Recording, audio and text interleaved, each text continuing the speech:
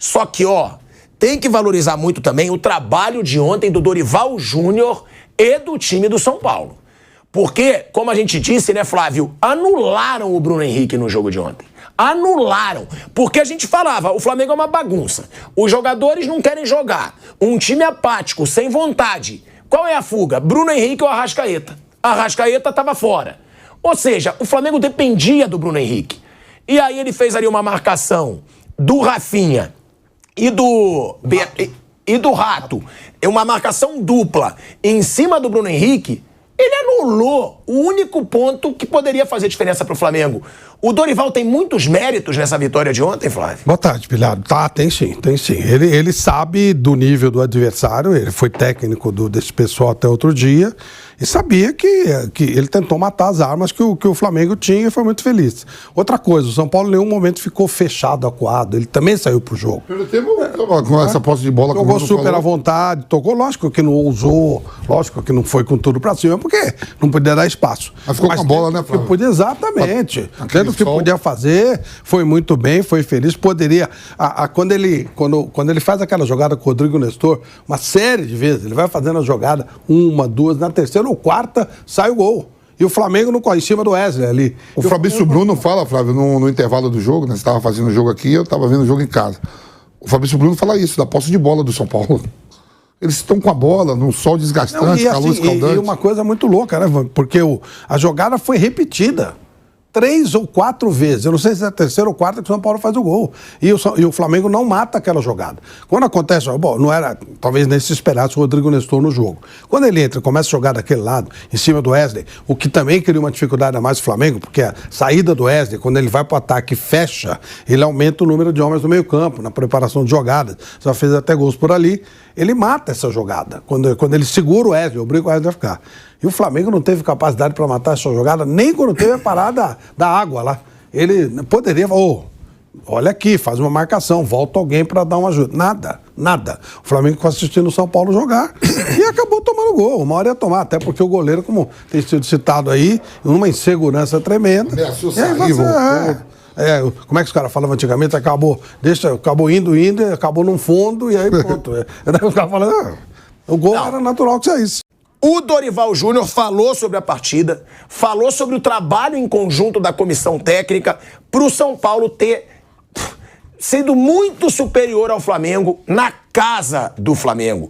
No Maracanã, lotado, um Maracanã que deu uma renda de 26 milhões de reais para essa diretoria incompetente do Flamengo. Vamos ver aí a declaração do Dorival Júnior. Acho que nós preparamos muito bem essa partida.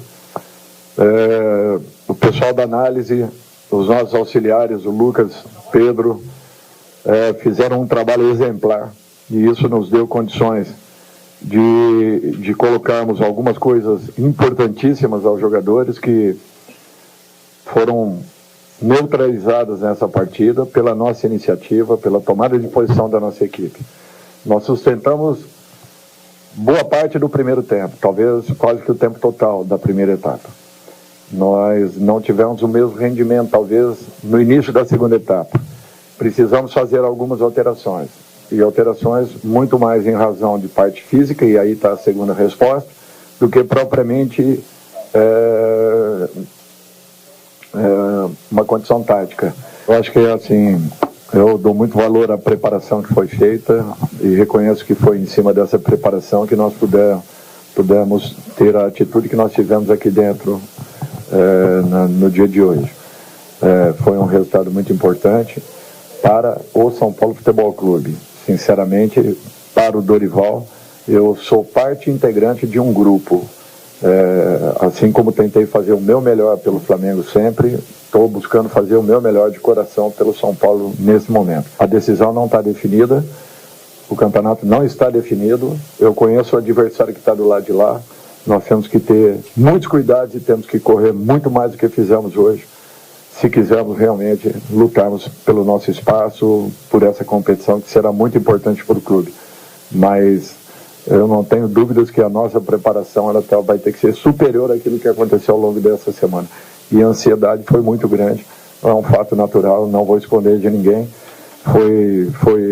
Foi realmente assim interessante porque você prepara e nunca sabe o que possa acontecer no dia da partida. Às vezes foge ao seu contexto o resultado, mas graças a Deus nós conseguimos fazer em campo tudo aquilo que foi preparado, programado e graças a Deus fizemos um grande jogo. Olha aí, ó. É o Dorival que fez o papel dele, armou o São Paulo certinho. O próprio Bruno falava antes do jogo que o Nestor deveria entrar como titular, entrou. O Vamp lembrou como o Dorival Júnior elogiou o Nestor recentemente, falando que está entre os grandes jogadores aí do Brasil e do São Paulo. E é um São Paulo que foi muito superior nesse primeiro jogo. E ó, falando do Gabigol, primeiro vamos falar do atacante que tá honrando a camisa do seu time, né? Do atacante que, como o Bruno falou, corre todo jogo, que pintou o cabelo de louro e meteu o gol aí do primeiro jogo da final. O Caleri falou ontem sobre esse ter sido o primeiro grande jogo do São Paulo depois da classificação contra o Palmeiras, também na Copa do Brasil. Vamos ver aí o que falou o Caleri. É a arte, né? Vamos ler aí o que disse o Caleri. Preciso ver o jogo de novo, mas pelo resultado, acho que foi o melhor desempenho da equipe. Fazia tempo que não tínhamos um jogo tão bom. Acho que o último foi contra o Palmeiras, no Allianz Parque. Muitas vezes a gente consegue ganhar deles. A primeira batalha foi nossa, mas ainda precisamos melhorar alguma coisa. Corrigir os erros que tivemos e melhorar as coisas boas. Precisamos de outros 90 minutos iguais, ou melhores do que hoje. No domingo, vamos ver se será o gol mais importante da minha carreira. Foi um dos jogos e um dos gols mais importantes com essa camisa. É o Caleri, né, trazendo o posicionamento dele. Quem, na opinião de vocês, que foi o melhor em campo ontem? Eu Arboleda, que zagueiro, hein?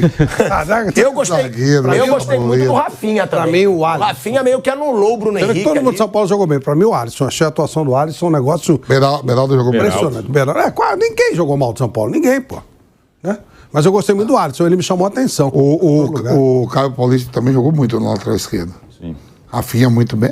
Foi num conjunto assim. Quando fez o gol São Paulo, fez o necessário para poder segurar o jogo.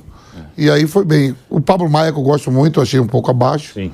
O Pablo Maia também. Ele joga mais do que o jogo. Ele errou uma bola que ele foi atravessar lá, que foi... Mas assim você pega. Mas o meu zagueiro, né, Flávio? Que jogador, hein? Aquela zaga é boa mesmo. Deitou no ataque do Flamengo. Esse Arboleda. São Paulo levou um susto quando. É porque tem jogo saiu agora. O terceiro cartão pro Beraldo, que não era do Beraldo. Já foi pro Alisson, na hora, cara. Ali era complicado. Corrigiu na hora, né? Eu gosto muito do Diego Costa, mas o menino tá jogando demais. Do Flamengo só salvou Gerson e Fabrício Bruno, né? Fabrício Bruno. Do Flamengo só Você viu o Fabrício Bruno não mexeu no short, viu como ele joga bem? Ele não mexe no short? Uma coisa do Beraldo, assim, acho que aí é de potencial e muito de futuro. Né? Ele, pra mim, é o grande jogador do time, assim, em relação a potencial futuro. Né? Os outros estão aí, são importantes, né? Vários são importantes para o time, mas o Beraldo, a gente nunca sabe o que pode acontecer na carreira de um atleta, né? O cara pode se machucar, infelizmente o atleta está sujeito a isso, sempre tem esse risco, às vezes por algum motivo pode não virar o que se espera, mas esse é o jogador do São Paulo que tem bola para jogar em alto nível na Europa e jogar seleção, Copa do Mundo, ele joga muito esse moleque, o moleque é muito bom, ele tem um potencial gigante. Olha aí, ó. Bruno Prado falando que o Beraldo tem nível para a seleção brasileira e grande clube europeu. Vou ver aqui com o restante da mesa. De volta, hein? De volta à Rádio Jovem Pan, agora na rádio e no YouTube. A gente estava falando sobre os destaques do São Paulo no jogo, porque o Flamengo não teve, né? Teve Fabrício, Bruno e Gerson que foram bem, o resto do time uma chacota, uma vergonha. E aí o Bruno falou do Beraldo. Vamp, você concorda com o Bruno? O Beraldo tem nível para ser grande zagueiro de grande clube europeu e de seleção brasileira? Se o Robert Renan no Corinthians surgiu do nada, quando eu falo surgiu do nada, assim, passagem muito rápida, alguns jogos, já foi para a Europa, já está sendo visto por outros times aí, surgiu outros times ali que não seja do leste da Europa, o Beraldo jogando titular no São Paulo, zagueiro canhoto, e é uma posição que a seleção brasileira não tem zagueiro canhoto. Não tem. O Gabriel Magalhães é canhoto. Mas a qualidade do Beraldo é outra. O Beraldo joga demais. Uma coisa curiosa. Como é que ele subiu, Flávio? Só para concluir. Muito tranquilo jogando na final da Copa do Brasil, enfrentando Pedro, Gabigol. Sabe o que quer dizer? O Éder Militão, que é titular absoluto do Real, agora está machucado e tal. Quando ele começou no São Paulo, nesse momento em que está o Beraldo, ele não jogava mais que o Beraldo, não. Ele não era tão bom quanto o Beraldo. Isso quer dizer que o Beraldo vai chegar onde ele chegou? Talvez não. A vida não é uma coisa matemática. Mas se você pegasse... Quantos jogos o Beraldo tem no São Paulo? Acho que nem 50, né? Não, começou a jogar no final do ano passado. Ele jogou um pouquinho ano passado e esse ano que ele tá jogando 25 jogos. Ainda machucou esse ano. Militão com 25 jogos no time titular de São Paulo, não era isso tudo, não. Pelo menos no meu conceito, não era. Ele ainda estava naquela indecisão. Estava muito de lateral direito. Lateral, exatamente. O Beraldo aparece melhor que o Militão. O que não quer dizer que vai chegar mais longe que o Militão. Mas se o Militão é titular do Real Madrid, faz tempo, né? Não, e elogiar também uma coisa assim, viu? Foi uma coisa negativa, né? A discussão começou por causa disso ontem, mas é de se elogiar também o público pagante no Maracanã, que deu a maior renda da história. Tudo bem, a diretoria fez, aumentou, mas comparecer e gastar, fazer uma renda de 26 milhões, cara. E o São Paulo vai bater o recorde aqui, viu? Diz que tá... Vai vender mais de 60. Não, tô falando assim, uma renda de 26, ó. A renda passada, a maior tinha sido 12. Dobrou, pô. Dobrou, ainda sobrou. E a festa, o mosaico, tudo, eu tava dando... Mas eu falei isso, o meu principal... Não, isso aí tem que elogiar também. O meu principal questionamento é esse, o torcedor paga R$4.500 pra ver uma bosta de jogo. Não, mas é de se elogiar. Quem pagou, quem foi lá, não sei se é rico, pobre. Mas, ó, o mosaico... Não, falando sério assim, eu tava depois fui pra casa... É muito bom. Eu fico... O quê? O que é bom? Seu desabafo é delicioso. Mas é óbvio. Mas é óbvio. O cara paga R$4.500 pra ver uma bosta de time, pra ver o Gabigol debochando dele quando ele vai, o Gabigol. Ué, mas é verdade. Aí não, assim, tô falando... verdade. Não, falando sério. Aí isso é uma falta de respeito com o torcedor. Não. Aí tem gente que tem a cara de pau de falar pra mim, Pilhado, os caras não jogam pelo Sampaoli, que se dane o Sampaoli. Não, mas ó, a festa... Tem que jogar pro torcedor, A festa, independente de quanto for o resultado, o ingresso é 4.500, a festa do Maracanã tava bonita. Aí, tudo bem, se o Flamengo não jogou, aí os atletas deixaram de desejar, mas dizer que o torcedor, o mosaico mesmo, eu tava olhando ali os jogadores que estavam, né? Ninguém da atualidade agora, porque também estão tudo em atividade. Mas logo, logo ali deve estar Gabigol, deve estar Bruno Henrique, deve estar Everton Ribeiro. E o São Paulo já tinha feito estrago já no jogo passado, no Brasileiro. Sim. Tomou o gol no finalzinho.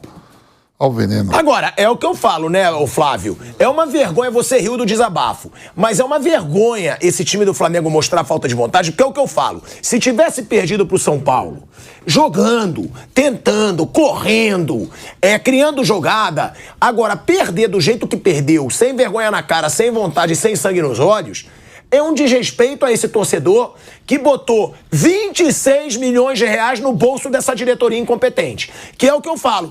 Mas essa diretoria é super campeã. Minha mãe ganha título ganhando 1 bilhão e 500 milhões de reais de faturamento. Não, realmente a bola que o Flamengo jogou... Eu confesso a você que eu me surpreendi, Pilhado, sem brincadeira. Eu acho sim que o Flamengo está de má vontade, que o São Paulo já tá fora, a boleirada já decretou isso. É uma coisa que o Mauro César fala muito, vai ser refém dos jogadores. Não tem jeito nesse caso aí. Depois quiser começar com outro treinador, tentar fazer uma reformulação no final do ano, mas nesse caso aqui tá na cara que não vai jogar. Só que eu achei que tem determinados jogos que você até por uma questão de você salvar a sua pele, você joga. Foi o caso do jogo contra o Botafogo. O Flamengo, ele ganhou do Botafogo muito bem. Ganhou muito bem. Você fala, não, aí eu imaginei, ele vai ganhar do São Paulo, vai ganhar o título, que ele é melhor que o São Paulo, e depois vai continuar brigando com o São Paulo. Entrega maior, né, Flávio? Pois é, mas nada. Eles realmente, ontem os caras têm razão, tá bravo. Um time apático, um time completamente, sabe? E o São Paulo perdido também. Esquisito, né? Até na hora de você... eu não vou jogar por esse cara. Mas tem certos jogos que você tem que jogar por você, né? Não, é tão esquisito que o treinador nem percebeu que não tinha terminado o primeiro tempo, ele já desceu. O hábito, como é a regra 3, né, que fala? O quarto árbitro. O quarto árbitro que me avisou, você tá vendo que o jogo tá rolando dentro do campo, não? Ele nem olhou, saiu. Ainda teve 1 minuto e meio de jogo e ele lá embaixo.